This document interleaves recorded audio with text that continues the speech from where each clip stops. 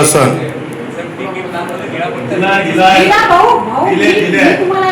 तर मग कारवाई समोर जावं लागत. मी म्हटलं भाऊ चौकशी करा, चौकशीसाठी डीपी प्लॅन मध्ये ते नसेल तर विषय संपला. हा हा मग ठीक आहे, मग काही विषय नाही. गेल्या 2 महिन्यापासून आमदार साहेब नगर परिषदला पहिले जनगणना झाली, आता ती SR चालू आहे. लोक येतात परत जातात, गाव कुठं गेलं तर SR ला गेलं. सर्वच्या सर्व कर्मचारी त्याचा नियम आहे काय, एक कर्मचारी नसते. माझं काय मत आहे, सोमवारी सगळेजण इथं ते SR असो का काय असो CO, सोमवारी मात्र कार्यालयीन दिवस आहे शासन निर्णयाचा.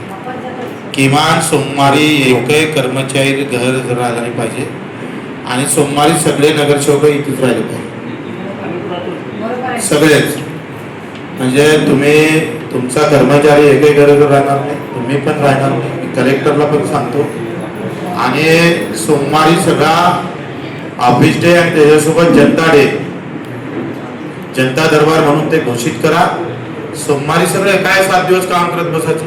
मी तर म्हणतो एक अभियान छेडा, काय जे जे दाखले लागत असेल. आता तर डिजिटल आलं राव, एका मोबाईल मध्ये मेसेज आला तर दुसऱ्या याच्यात त्याला दाखला गेला पाहिजे.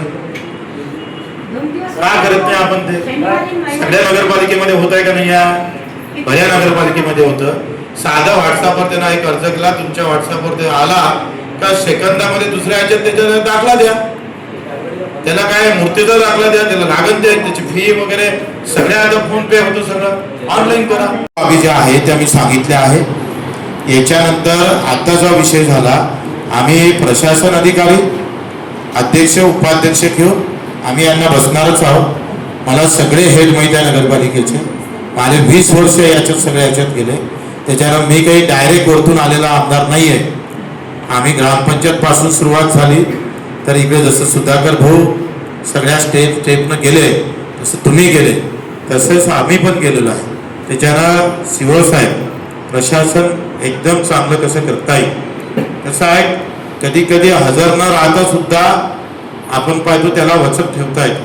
तरी तुम्ही व्यवस्थित जर काळजी घेतली तर बाबा सुट्टी हवं. सोमवार आपण दिला का नाही, आणि एक मधातला एक दिवस घेतला तर हे 4 दिवस नाही. यांनी सगळ्यांना ते काम केलं.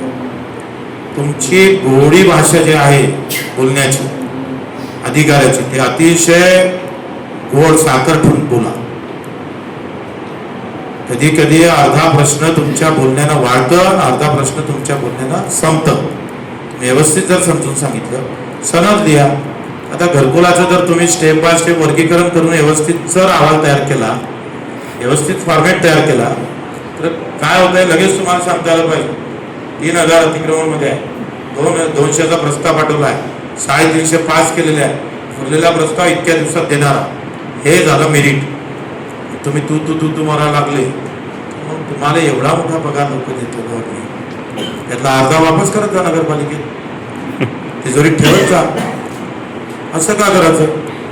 उत्तर अधीक्षक व्यवस्थित आणि मजबूत त्याच्यावर अभ्यास करणं. काय जास्त वेळ आहे तुम्ही सांगा. तुमचा लोकां किती लोक तुमच्याकडे येते ह्या महिन्यात तुम्ही नोंदी करून घ्या. महिन्याभरात रजिस्टर ठेवा का नगरपालिकेमध्ये किती लोक कशासाठी आले, कुठल्या कामासाठी आले, रस्त्यासाठी किती आले, नालीसाठी किती आले, सगळी नोंद ठेवून आपल्यासमोर आपण बसलो आणि त्याच्यावर आपला ॲक्शन प्लॅन तयार. आणि मी सांगतोय 50 काय 10 ते 5 लाखात सॉफ्टवेअर भेटतं आपल्याला आजकाल. तुम्ही घर बसल्या भेटते ना.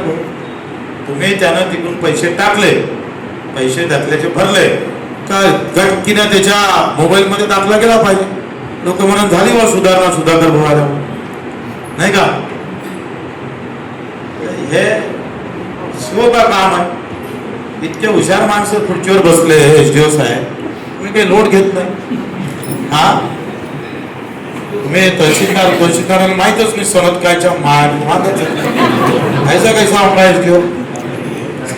नागरिकांची सनद तेच तर म्हटलं. हा म्हणून तुम्हाला माहित असेल म्हणून अर्धवट सांगा.